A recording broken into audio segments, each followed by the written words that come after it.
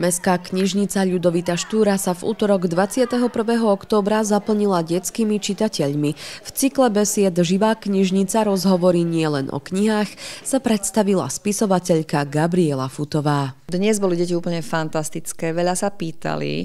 Mám veľmi rada, keď sa pýtajú aj na také veci, na ktoré by sa dospelí neopýtali. Beseda bola veru interaktívna a zúčastnili sa jej žiaci z bánovských základných škôl, presnejšie na uliciach Jána Amosa Komenského a Gorazdovej. Dnešná beseda bola podľa mňa moc veľmi dobrá, lebo som sa o tej Gabriele Futovej aj niečo dozvedela, aj ma niečo prekvapilo. Napríklad ma prekvapilo to, že od vždycky mala takúto záľubu písať. S písaním som začala úplne od malička, ale sen o takej riadnej knižke sa mi splnil v roku 2000. Takže vlastne toho roku mám také 25. spisovateľské výročie. Kto vie, možno viaceré deti na besede našli inšpiráciu. Ja som tiež raz písal knižku a spravil som 20 strán, ale potom sa mi to nejako nepodarilo a som skončil. No ale asi ešte niekedy tú knižku napíšem a pokúsim im zapojiť svoju fantáziu do toho. Námety autorka nachádza v detskom a zvieracom svete. Toto, čo deti vymyslia, to nevymyslí žiadny dospelý, takže veľmi rada počúvam, keď sa deti rozprávajú o svojich nápadoch alebo keď filozofujú.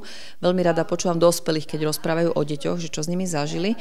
A takou ďalšou veľkou inšpiráciou sú pre mňa zvieratá, lebo žijem obklopená zvieratami a jasné, že každé zvieratko má svoju hlavu, každé zviera niečo stále vyvedie, takže mám o čom písať aj v tomto smere. Z 35 vydaných kníh je spisovateľkynou srdcovkou práve 4 kosti pre flipra. Je kvôli tomu, že som si ju nevymyslela. Všetko, čo je v nej, sa naozaj stalo.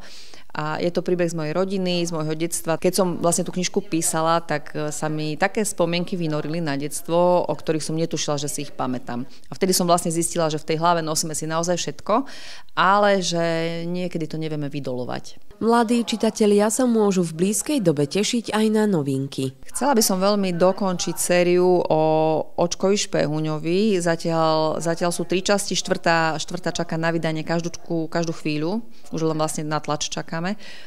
A chcela by som, aby ich bolo aspoň 7, no tak uvidím, či sa mi to podarí. No ja som si kúpila túto knižku a som si o nej niečo pozerala, že vraj je veľmi vtipná a mne sa veľmi páčili aj tie ilustrácie, aj to, ako je založené, a že sú tam veľké čitateľné ako keby tie písmenka. V našej mestskej knižnici deti i dospelí nájdu mnoho kníh i od Gabriely Futovej, ktoré si nemusia kúpiť, ale si ich môžu požičať. Nevidím rozdiel v čítaní, lebo ja mám to šťastie, že sa stretávam s tou bublinkou čitateľskou väčšinou. Vidím skoro rozdiel v správaní detí na besedách, pretože dnes deti strácajú trpezlivosť počúvať toho druhého. A to nehovorím, že meliem, že rozprávam a nedám im slovo.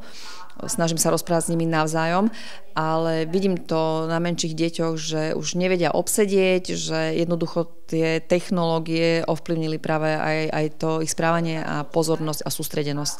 Návod na zvýšenie záujmu o čítanie je jednoduchý. Hlavne u malých detí veľmi funguje, keď buď vidia čítať rodičov a hlavne keď im tí rodičia večer pred spaním čítajú, lebo vznikne z toho taká krásna intimná chvíľka s knižkou. A tie deti si to zapamätajú, lebo deti sú ako špongie.